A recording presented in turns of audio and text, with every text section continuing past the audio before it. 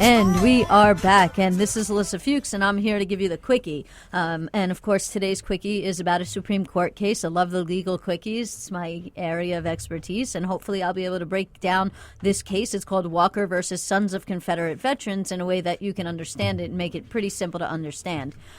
So the big picture issues here is, well, let me go back. The name of the case is Walker versus the Texas Division Sons of Confederate Veterans. That's the full name of the case. It was heard by the Supreme Court last week, oral arguments, and eventually there will be a decision issue that will most likely come down in June. So we have two really big picture issues we have to focus on. The first one is whether Texas was wrong in rejecting a specialty vehicle license plate that displayed the Confederate flag.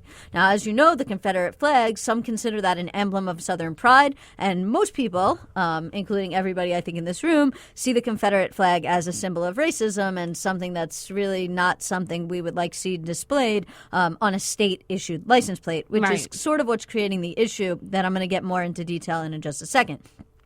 And the second big picture issues is how can states allow or reject politically divisive messages on license plates without violating free speech rights?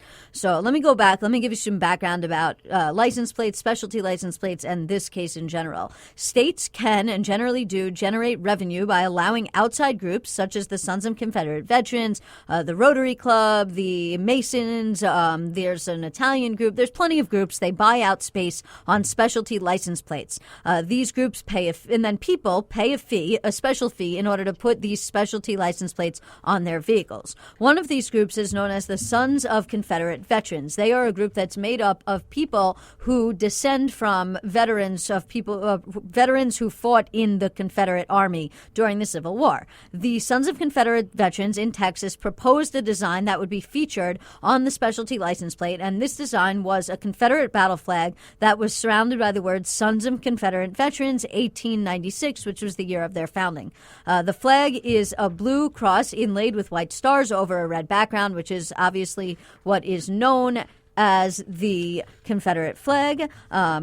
Many of us know that as the Confederate flag, and the group then sought approval by the state for this plate design. In 2010, after a series of conflicting votes, the state agency in charge of accepting or rejecting license plates rejected the proposed design. It said that the state agency said they had received public comments that suggested many members of the general public found the symbol to be offensive because of the fact it was synonymous with the institution of slavery, and that many regarded the flag as being associated with hatred towards groups of different people. Stanley, you want to jump in right here? Tell me who? The blackity black blacks. Thank you. And the blacks. The Texas division of the Sons of Confederate Veterans then sued. They claimed that its members' free speech rights were violated when the state of Texas rejected the license plate because several other states had approved similar license plates. Ultimately, the Sons of Confederate veterans won on their first case, and then there was an appeal.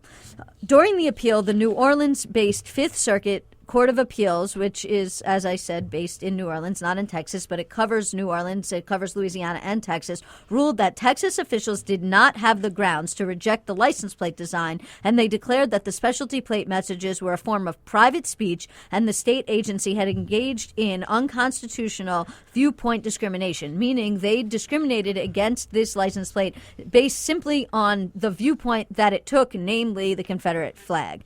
So there's two key legal issues at play here. The first one is whether the messages on that state-issued specialty license plate are a form of government speech. If they are a form of government speech, then government officials can decide whether or not to allow or to forbid certain things from going on that license plate. However, the second question is whether these are an endorsement of a private message. An example of that is that these private messages would be representative views of the car or the truck owner themselves, not of the government. If these license plates are considered private speech, then the government's power to forbid the message is much more tightly restricted, in which case the further question would be whether or not Texas actually engaged in this thing called viewpoint discrimination, also known as rejecting the license plates because of what they say, which is their viewpoint, and therefore violating the First Amendment of the Constitution by not allowing Sons of Confederate Veterans to print the Confederate flag on the license plate. So we quickly need to look at what the law is. There's two cases that are really at play here. The first one is a 1977 ruling, which is known as Woolley versus Maynard. In the 1977 ruling, the Supreme Court treated a license plate message as a form of private speech, which is displayed on private property, namely your car, but it did not explicitly rule as to whether or not this was government speech or private speech more generally.